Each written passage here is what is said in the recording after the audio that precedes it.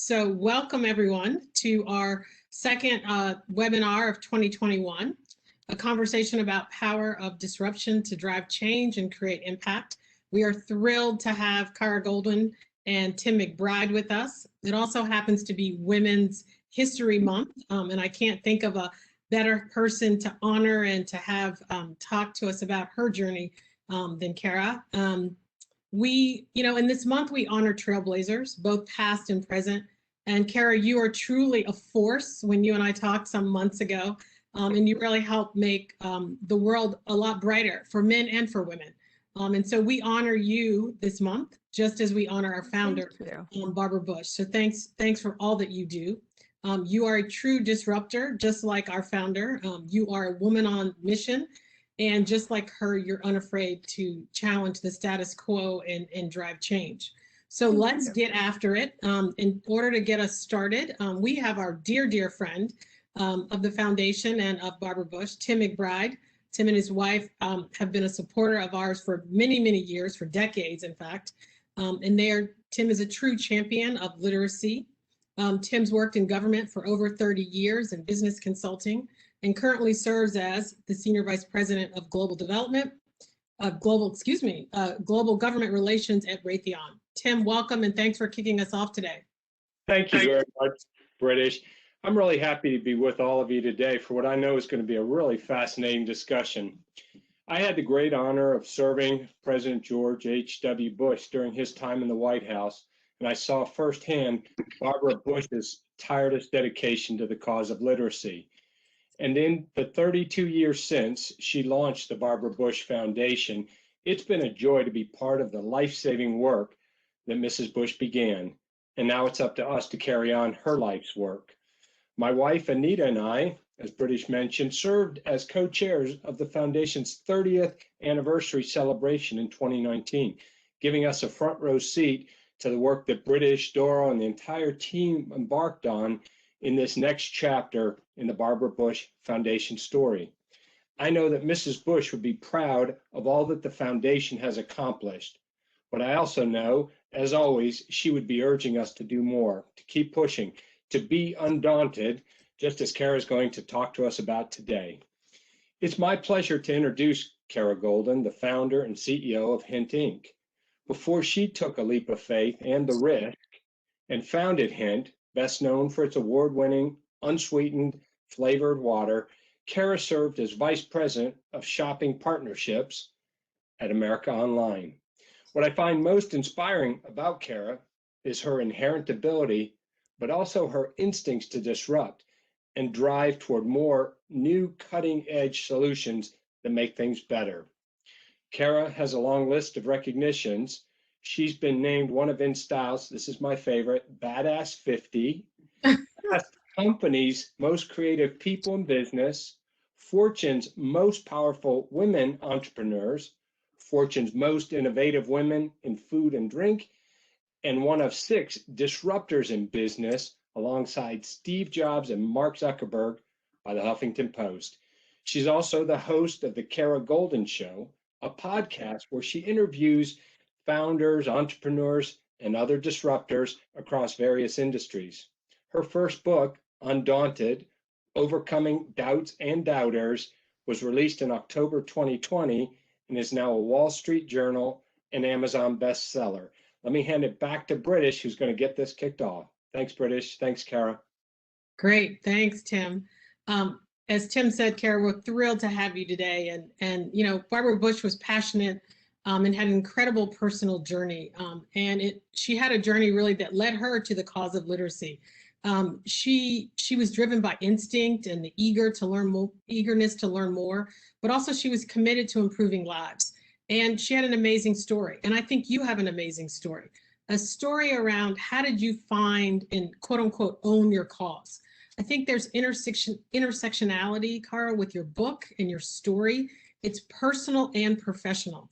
And we'd love to explore a little bit more today of that intersectionality.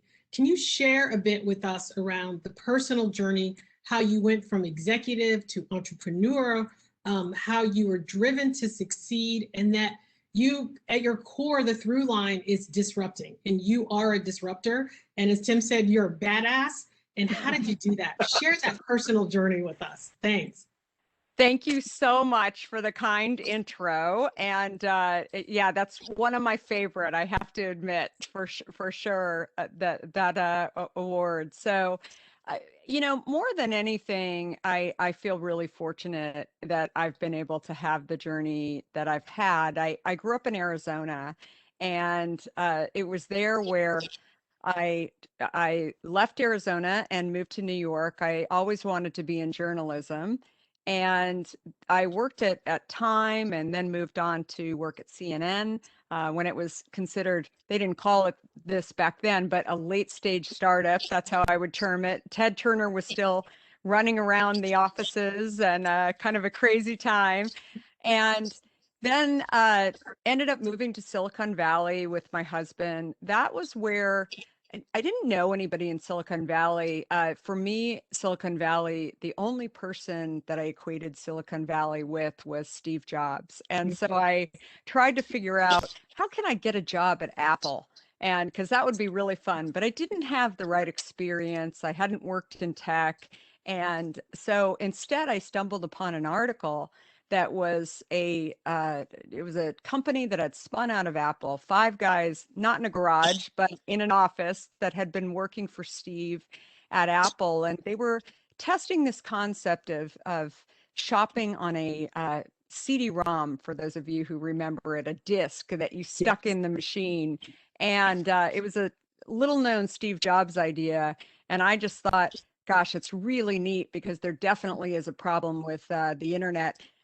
Again, for those of you who might not remember this, you think the internet can be bad today. I mean, back then you used to fight with a sibling when they were getting on the phone and you wanted to chat or you wanted to be online because you'd be disconnected. So those were the days. I mean, really, really crazy times. So I cold called somebody at that was working for this little internet startup called 2Market. And I'll never forget when I came into their office and saw five guys sitting around the table in jeans and a t-shirt, all different education levels, really kind of interesting, very creative, thinking about what can we do next. And that's when they said to me, so what would you do here? I mean, can you contribute in some way? And that question, I think, is something that I think about a lot as the CEO of my company, Hint, which is, I had never been asked, can I contribute? What can you do? Instead, I had always thought that going to work meant going and doing a task, which definitely it can be, but they were interested in my ideas. They were interested in how I might be able to, through my own journey and my own experience, bring something to the table that would better the company, that maybe they could learn from in some way. So they ended up hiring me. And that was kind of my first taste of Silicon Valley and equity. And America Online was one of our investors, and they invested in our company, 2Market, and then acquired us a little short time later. And suddenly I'm running this channel called E-commerce and Shopping. And so many stories that I share in the book that, in fact, many were cut from the book, including, you know, really historical things like this guy up in Seattle had started a book company called Amazon, and the only way I could get a meeting was after 5 o'clock, and I agreed to build a new bookshelf with him that he had just gotten from Home Depot, the kind of post where you put them together. And I kind of fibbed to him and said, I know how, I'm great at building bookshelves. I had never built a bookshelf before, but it turned out pretty good in the end.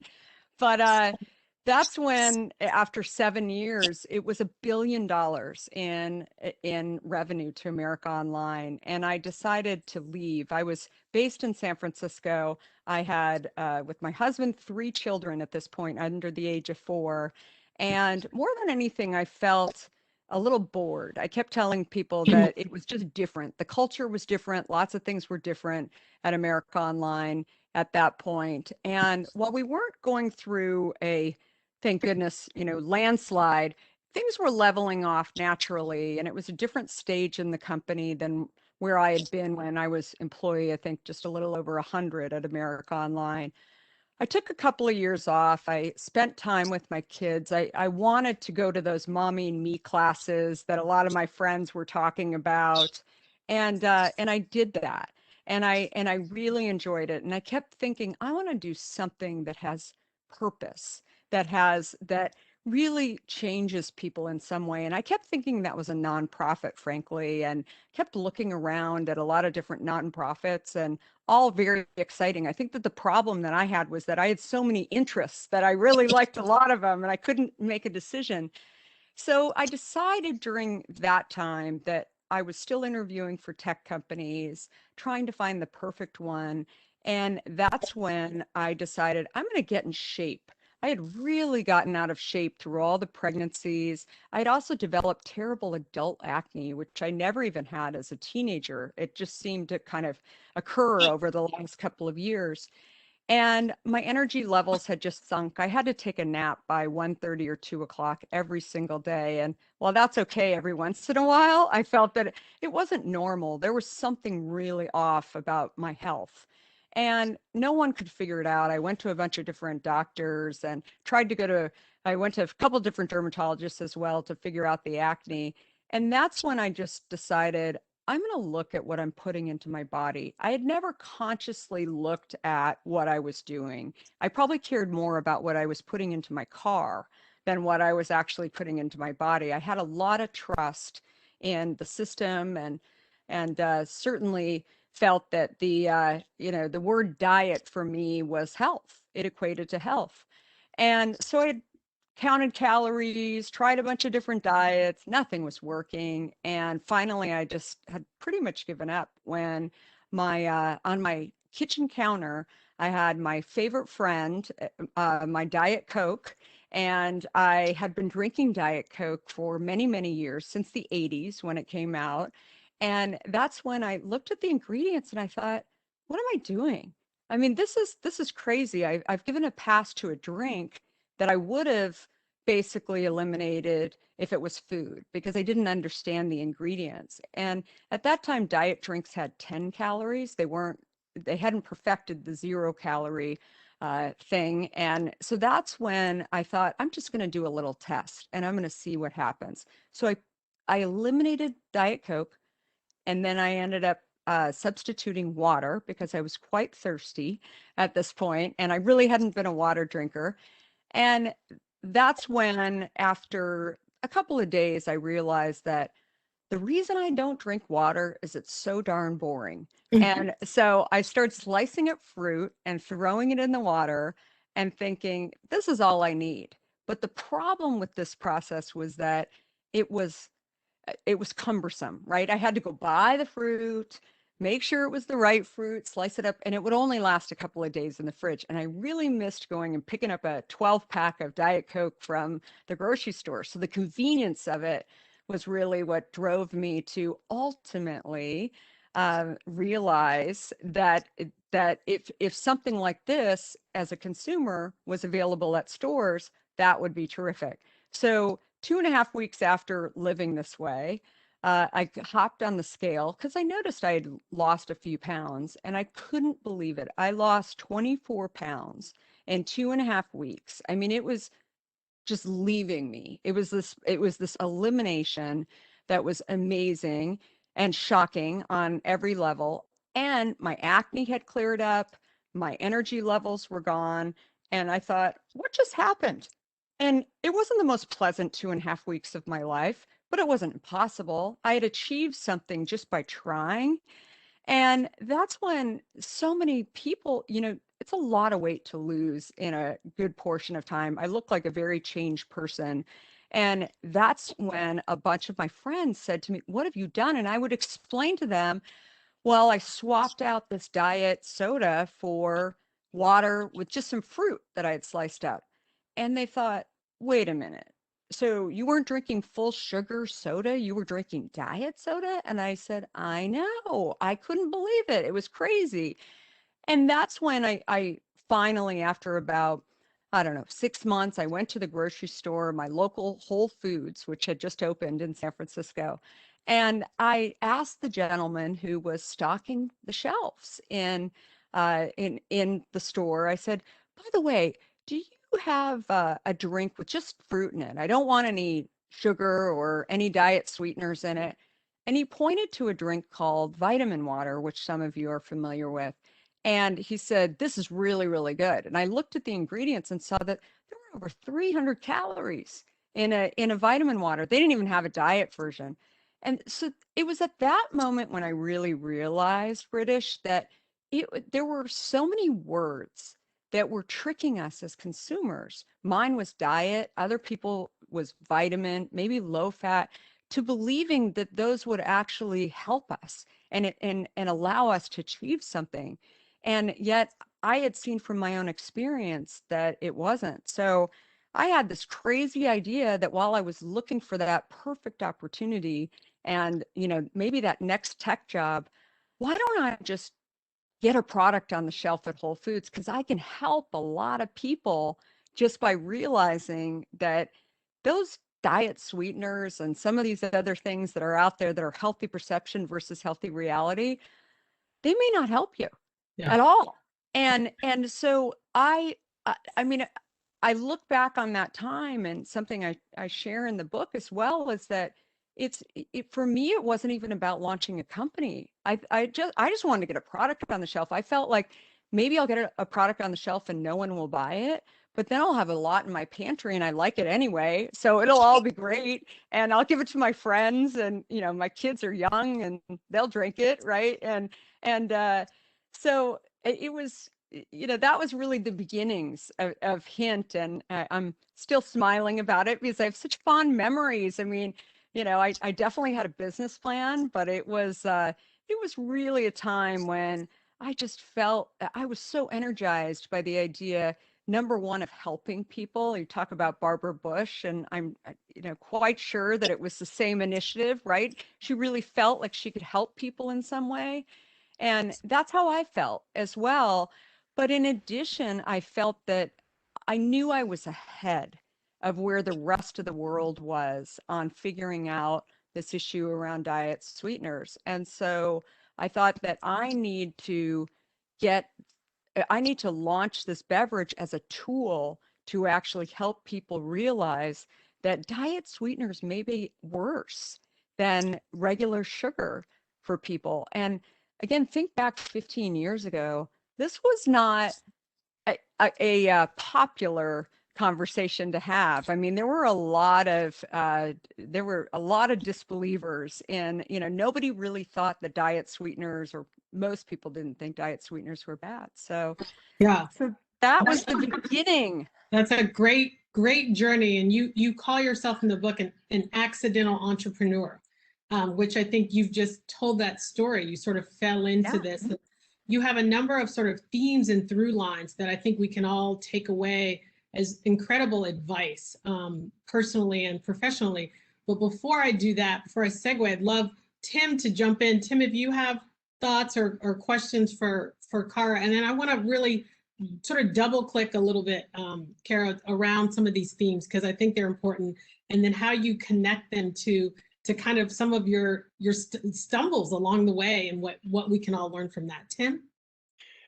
Yeah, I guess my question for Kara would be, how do you keep the passion that existed, or has it been difficult to keep the passion that got you launched every day going to work? Does the business of keeping things running, keeping the product going, all the challenges of business get in the way of what got you started in the first place? Well, I think that the thing about Hint was, again, for me, it was less about being a beverage company. It was really about having a purpose and a mission. And mission-based companies, that title didn't even start until a few years after I had started Hint. And I just felt that, again, by launching this, that I'll never forget when I was doing the first run of our product and seeing the bottles come off the line, and I hadn't worked in a physical goods product company before. It was of services and bits and bytes along the way. And for me, I just thought that if I can actually bring people a great tasting product that will create change around their health, that would that would just get me up every single morning. And now, I mean, I would say that the one great thing, maybe there's a couple more, but the one great thing that came out of the pandemic is worldwide, the topic of health is one that everyone realizes now is a priority, right? And for the many, many years, I've been talking about Hint and how, it's really better to drink water and drink a product like Hint that doesn't have sweeteners in it. And, I think there were a lot of people that just didn't get it. They didn't understand why they needed to do that and they needed to live that way. Today, I think people really do recognize that and value it a lot more.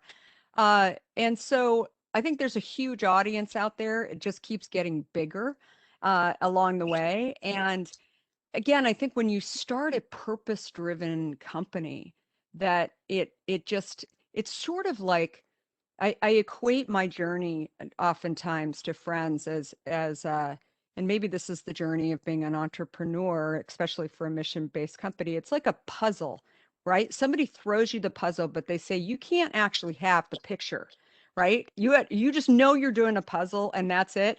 And then you find out a few months into it or years into it that you don't have all the puzzle pieces, but you just keep building and it just kind of never ends. And I think that, and then maybe people take away the pieces and you didn't know they were missing. And, and it's a constant thing that goes on and it will drive certain people crazy, right? That I don't think entrepreneurship is for everyone.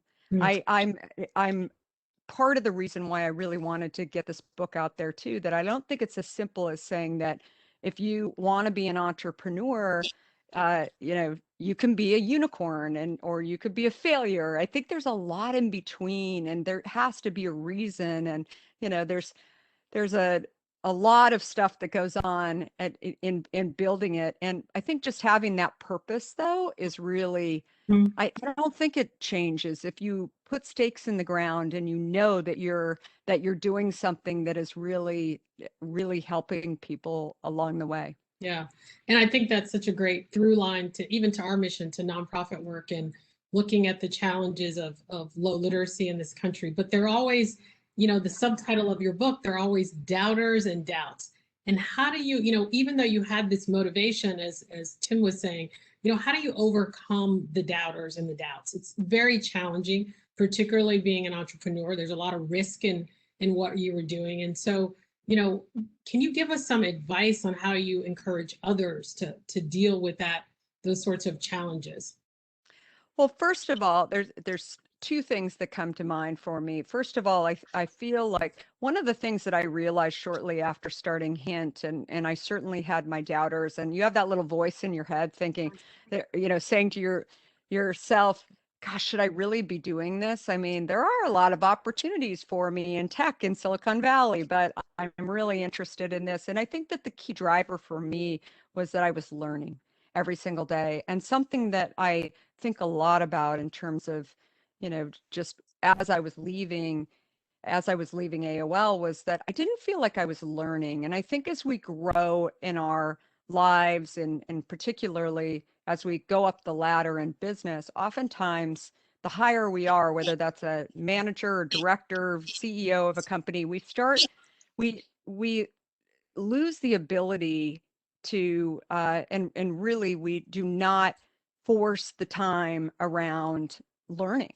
And I think that was the thing where I felt like I was managing and mentoring and kind of doing the same thing. And that often, it's great for a while, but it often, ends up being kind of boring after a while because you're not learning something new. And I think that for me with Hint was, I didn't know how to produce this product without preservatives in it.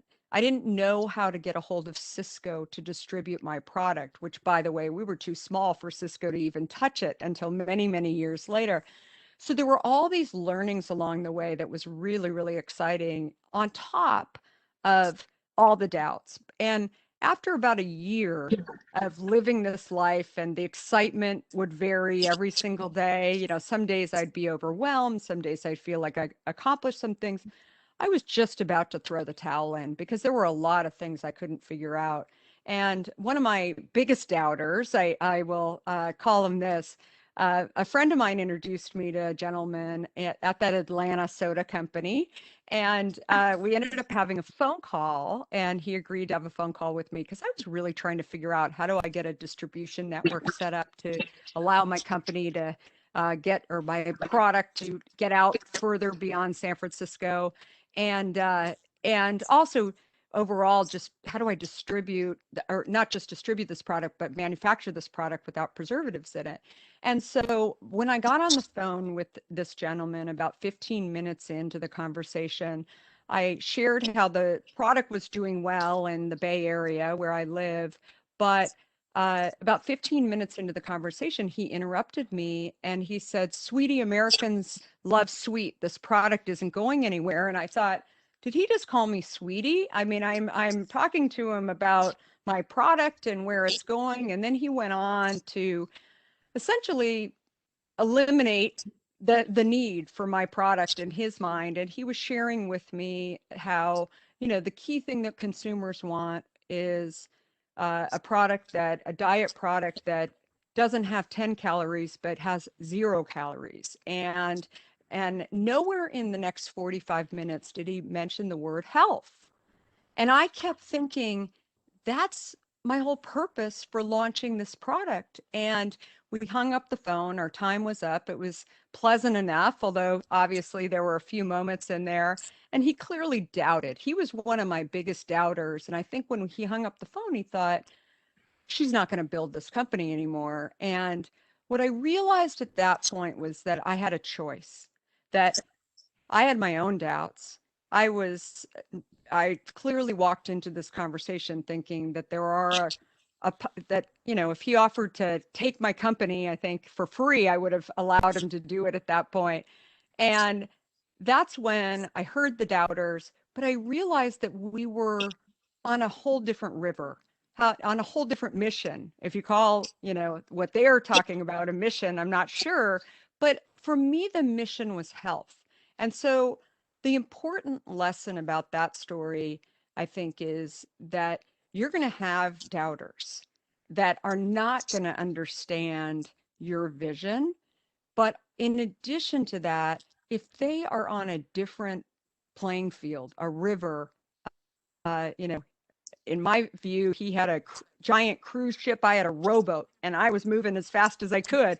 That kind of, mentality, I think, more than anything, and just what was going on. Why should I listen? I guess you can listen, but why do you absorb that? Why do you allow it to affect you? And I think that is such an important piece when people are thinking about their doubters. It's that you have a choice. I mean, they're going to think what they're going to think. And just because they have more experience, just because they have many, many more billions of dollars, that you determine. This is your journey. This is your company that you're starting. And I kept thinking back to the consumers. We were already on the shelf at 10 stores in San Francisco. We certainly weren't a billion-dollar company, but we were having consumers who were sharing with me that I was helping them drink water. I was helping them control this new disease that I had never heard of 15 years ago called type 2 diabetes. Helping, health.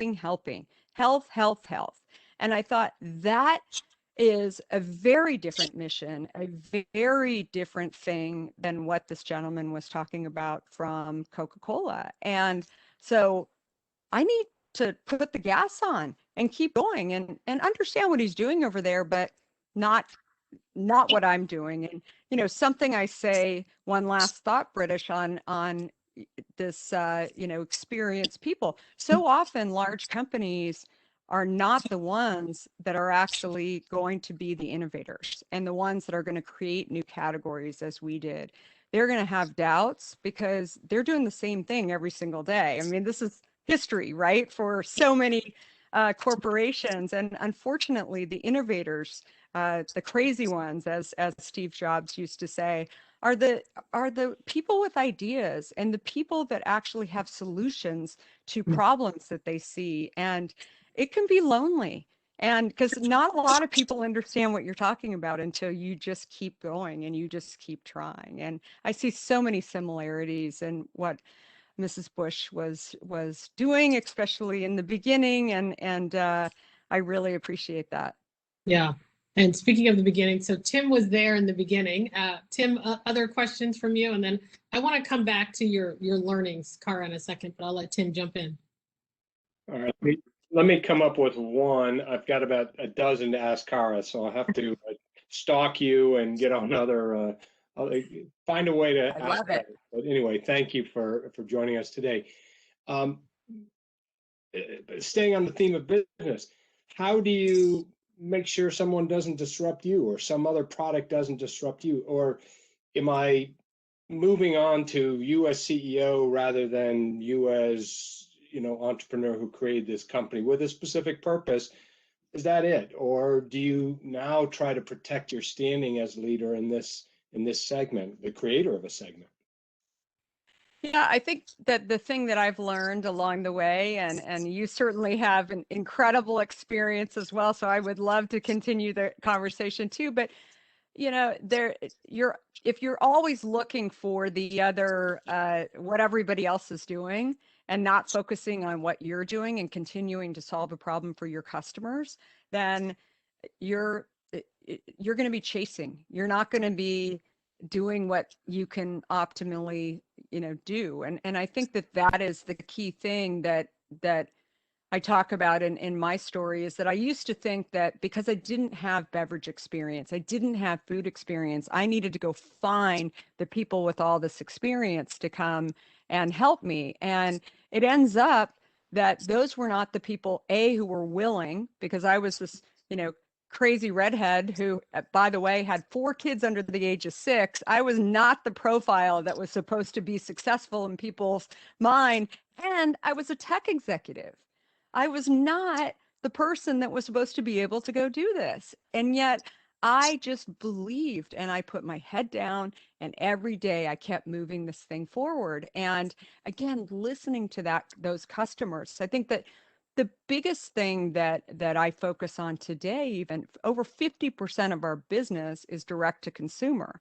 And, all along the way, 7 years ago when I decided to start this direct to consumer business, it was all about the data and the relationship with the consumer, that I realized that all of the retailers that I sold to, they had all the data. I said, you have the data on my customer. And they said, no, you wholesale the product to me. It's we own it once that happens. And I thought, but I still want to talk to my customer. And I didn't have an ability to do that. So that was my purpose in starting. The number of soda executives who said in the press, that's stupid. Here's a tech executive who thinks that she can take this over to some other category that has never been sold online, all of these things. But what I realized that this consumer needed was the ability and the convenience of being able to deliver directly to their home. So now that business is over 50% of our overall business. It's tripled since last March. And every food and soda company is trying to start their own direct to consumer business. And so again, I think you lead by being innovative. You lead by looking at other industries. I always share with people that I would say that the biggest thing that I've learned is that look around at other industries, because those are the places where you're going to actually learn how to innovate in your own industry and try and apply maybe some things that you see there. Gosh, can that actually work in what I'm doing and in what my industry? And also figure out what's the problem that you see. My problem was not having a direct relationship with my customer to really understand if I was still relevant, if I was still solving problems. And I think that's so critical for every business today. If you don't understand what your customer, how they feel about your product, and that doesn't mean, maybe that's salespeople going in and really understanding, but also figuring out, especially in a pandemic, how do you diversify your business, that if one piece of business, whether it's a client or a large customer in some way goes away, how do you stay alive, right? And how do you continue to do better? And so I think that that is the thing that I've really seen just in growing our company is act different and innovate and continue building onto that puzzle. And Kara, you've been able to kind of persevere and take risks. I have a saying that sometimes a setback is a setup. And you have a great story in the book about a setback that became a setup. Tell us about Starbucks, because you had to take risk on the other side of that and how that was a setback, but then it became a setup. Thanks. Yeah, and even before a setback, I remember that being on my timeline of a really exciting day when we got into Starbucks. In fact, it happened on March 9th. I'll never forget, because it was my husband's birthday. We were loading into 11,000 Starbucks. Pretty exciting. And on that day, I remember being so I felt so prepared. I went to the buyer and I said, "So what is success?" And she said, "Excuse me?" And I said, "So what will you be, how many bottles of Hint do we actually have to sell?" And she said, "If you sell 1.5 bottles per store per day in 11,000 locations, I will be happy." And so I said, "Okay, I know my goal." It took me 6 months to get there. After 6 months, it was increasing. By the end of 1.5 years, we were doing 3 bottles per store per day. I was feeling pretty confident, pretty cocky, actually. I was thinking, we're killing it. Everything's going great, right? And then I got an email and then a phone call from the new buyer at Starbucks. And she said, "I have some very bad news for you." I even went so far as to say, "Can't be that bad. We're doing 3 bottles per store per day. I mean, this is nothing." And she said, "Unfortunately, we've changed strategy and we are going to be removing you from the cases." And I said, "That's not good." And she said, "Well, sandwiches have a higher ring, the margins are better, all of these things."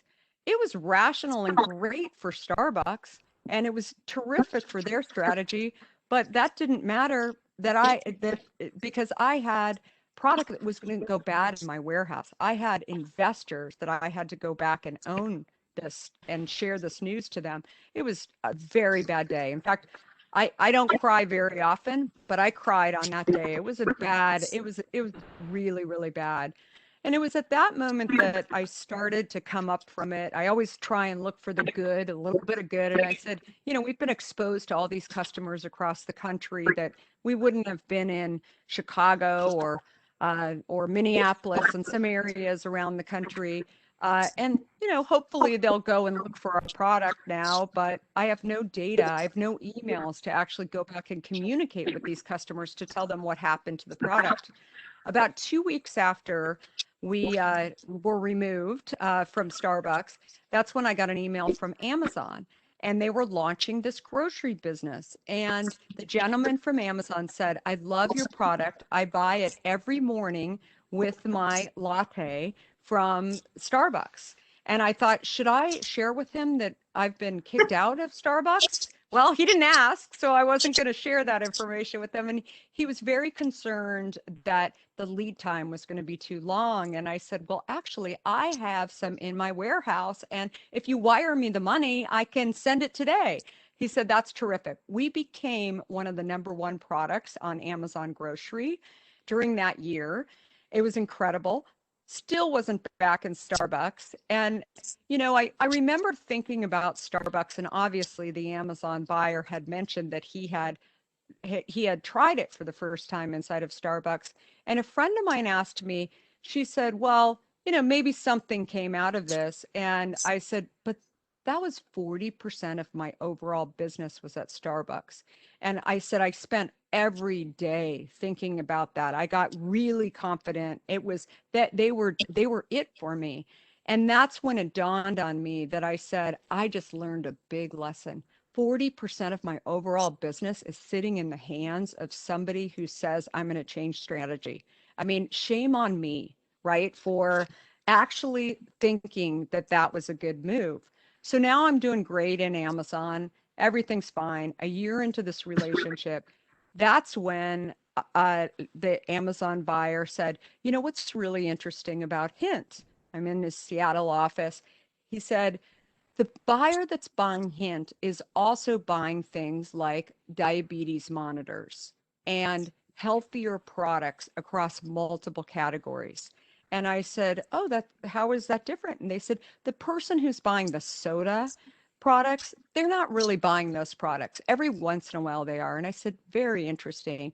Can you give me some emails for these customers? Because I'd love to just have a conversation with him. He said, Jeff Bezos won't give you the emails. This is our customer. And it was that moment when I realized between Amazon and Starbucks, Whole Foods, Target, all of these businesses that we were, selling through, they have all the data. I have none. And I thought, what am I doing?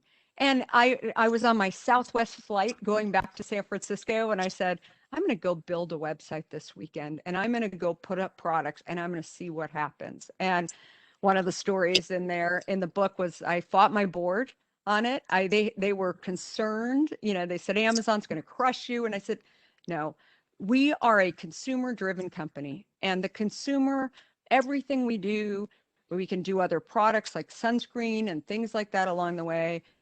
All of our flavors, no business is going to have everything that we do. Our promise is convenience, to have it delivered to your home, not, have a heavy case in your car with kids in the car and everything.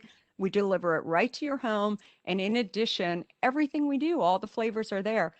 And like I said, that business today, over 50% of our overall business. And crazy. And I'm always challenged because I don't know if it's a circle or if it's a triangle. When I think about the Starbucks and the Amazon and then our own direct to consumer business. But I think for me, what I've realized, in answer to your point, is that it's all a journey, and eventually the dots connect. Right. And sometimes those times are really challenging. You're sitting in them and you shed some tears. You don't know how you're going to get out of them, but you sit there and think about, okay, what can I do? You put the Band-Aid on it. You go into triage, however you want to think about it. But then over time, you figure out that those were all meant to be there. The 40% of my business with a customer, it's insane. And I tell this story to entrepreneurs all day long, and my sales team as well. Whenever something's getting a little too much, that it's because of that point and because of that journey. And it was my journey, but it's something that I think people can learn from. And that's another reason why I really wanted to share this story. And I think it's probably, I've had more people. I was on a couple segments on Yahoo News yesterday. And I remember the person interviewing me said, you were so authentic and honest about, your journey. And I said, good, like, this is what people need to learn. I mean, this is the entrepreneur's journey, but, you can put it into your own situation, because I think it really is important for people to understand, and so many lessons along the way. Yeah, well, that's one of the best setup stories that I've heard. We all have them, but that's an awesome story. Tim? Oops, Tim, I think you're on mute.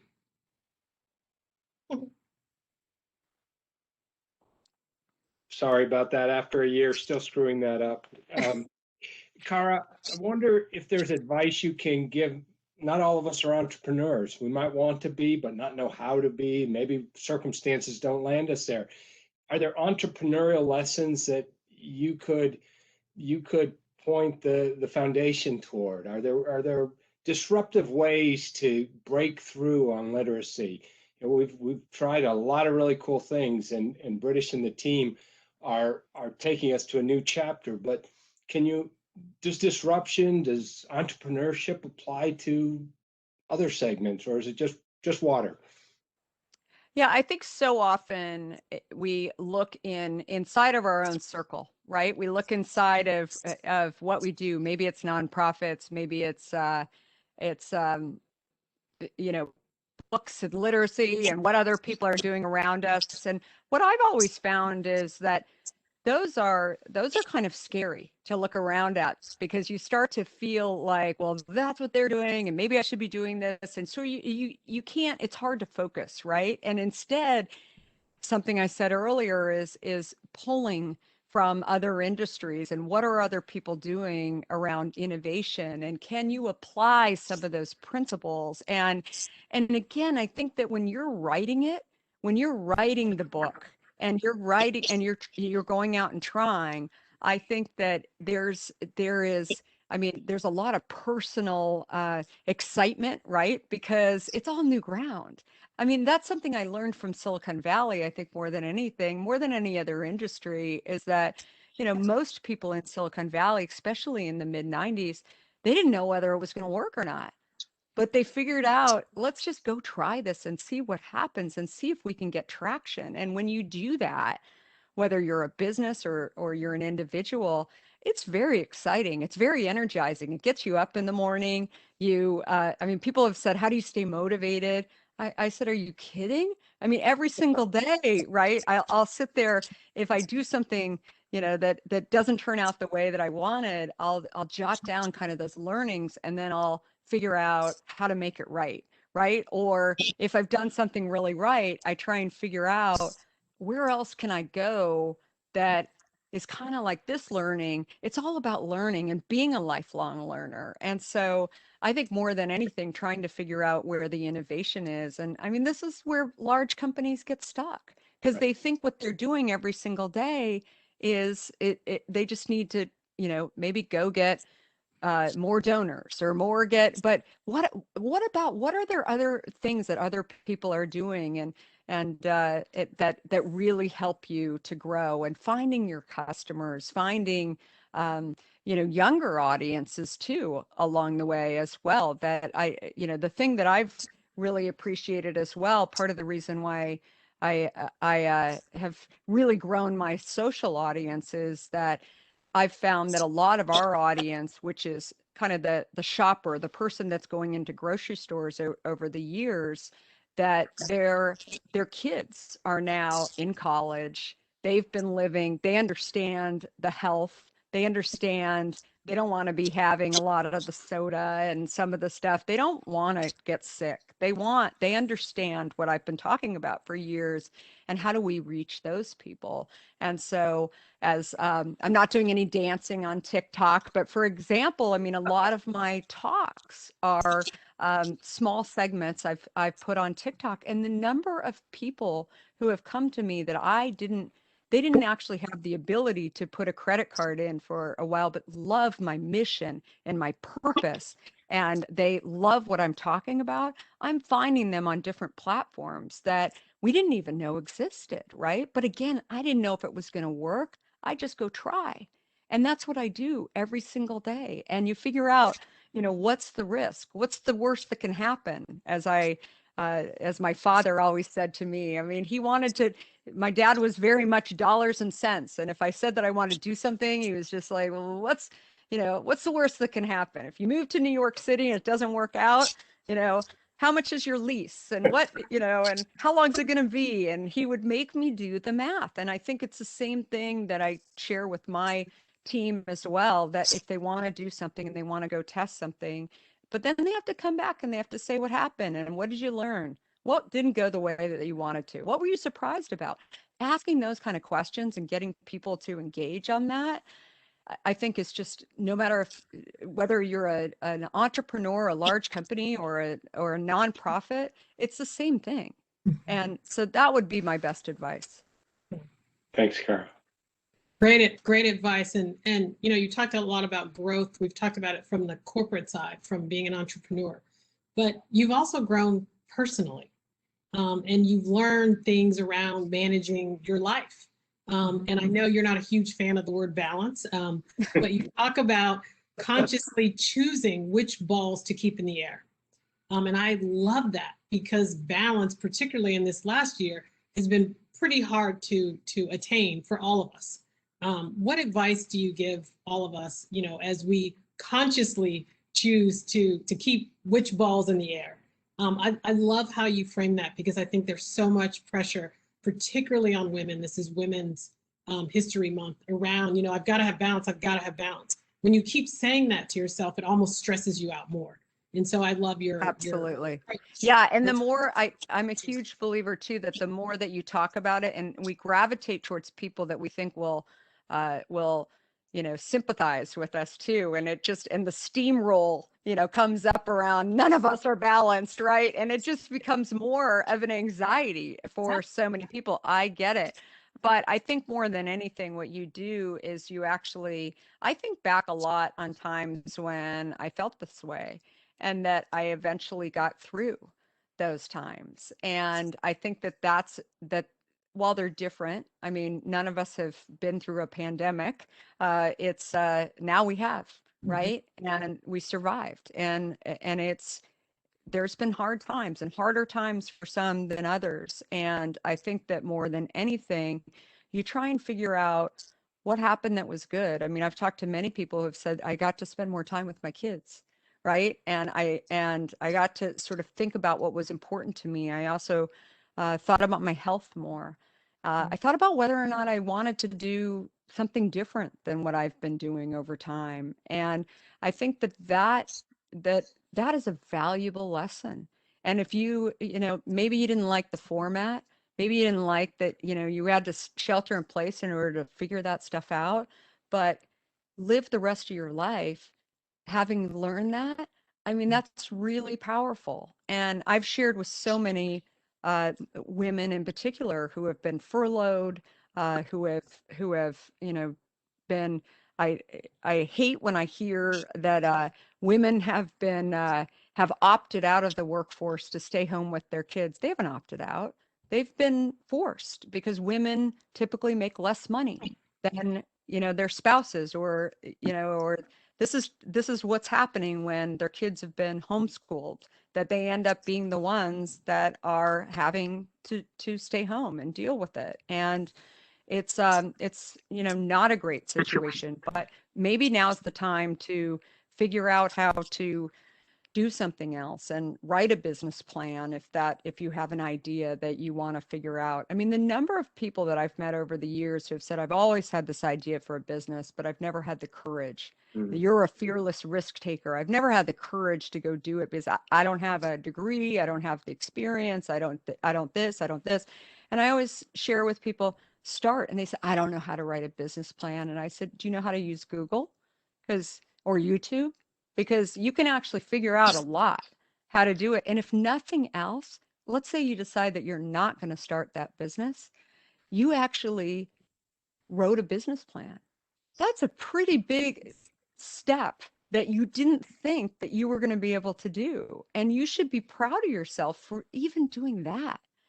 And maybe you start to think about those things that you did during this not so great time. And also just the lessons that your children, if you have children, learned as well. Because I certainly I have 3 in college and 1 in high school, and they learned a lot about resilience. They learned a lot about being able to learn in an online format when they before thought this can never work, and they did. They didn't love it. They miss people, all those things. I wouldn't have said that my kids actually missed people before. I think now, I think there's when my high schooler is in school, which is right now in California about 4 days a week. I mean, he's up. I used to have to wake him up and get him out of bed, and he's up. He wants to be at school. He wants to see his friends. So he learned that about himself. Tim, and then I'll close us out with one more question after Tim. I'll be brief, and it's really more of a comment. You speak of courage, and that really is the theme of Undaunted. You inspire us to charge the hill, and so I really appreciate you sharing your experience. You make it sound simple, but you also give us the courage to tackle those things, be it start a business or do that thing we always wish we had done, but we're afraid to do. So thank you, Kara. Thank you. I really appreciate that. And Kara, to close this out, I love the word undaunted. When you sent me the book, a signed copy, and we learned about it, I had an emotional reaction of joy, of hope, of confidence, and that anything and everything is possible. And we believe, standing on the shoulders of Barbara Bush and her legacy and being blessed to be able to carry that forward, she was undaunted as well. And we'd love to hear from you what it means to you, Undaunted, and why you chose the title of your book. I think being undaunted just means getting over your fears of not trying. And somewhere along the way, I think it's ironic, and I've caught myself doing it over the years too. We're always telling our, children to go try, and you can do this. You can, let's just see what happens. And then suddenly we stop. And maybe we're afraid, maybe we don't want to show our vulnerability and that we can fail along the way. But instead, what do you want on the tombstone at the end of the day? That you went to work, you did what you did every single day, or that you actually tried something new. And I always thought, if nothing else, if I failed, then maybe I'd be a great dinner guest where I could make everyone laugh of how I had this crazy idea for a beverage company. And what was I thinking? But really, what is the worst that can happen? And it just makes you more interesting. It makes you more resilient, and just live undaunted more than anything else. And I think it really does summarize what so many of us are capable of. And not just women, men, and as well. And as we were discussing earlier, I think in many areas, men are not going to show their vulnerability as much. But also, if you've been successful in something else, isn't it okay to go and try something new? Isn't it okay to go live undaunted and go and do something that maybe you've always wanted to do? I mean, that seems fine. And I think most people who love you and who admire you they're going to watch, and they're going to help you. You are so inspiring. It's just been such a pleasure, and positive and uplifting. Your breath of fresh air. You are truly authentic, and it's just pure joy for us to have you join us today as a celebrated and a terrific author. Thanks to Kara and to Tim, and you can find Kara on her social media. She's incredible on social media at Kara Goldin. Thank you. And thanks, Tim, for sharing this time with me and with Kara. Thanks, everybody, for joining us. Thank you so much. And thanks, Real fast. everybody.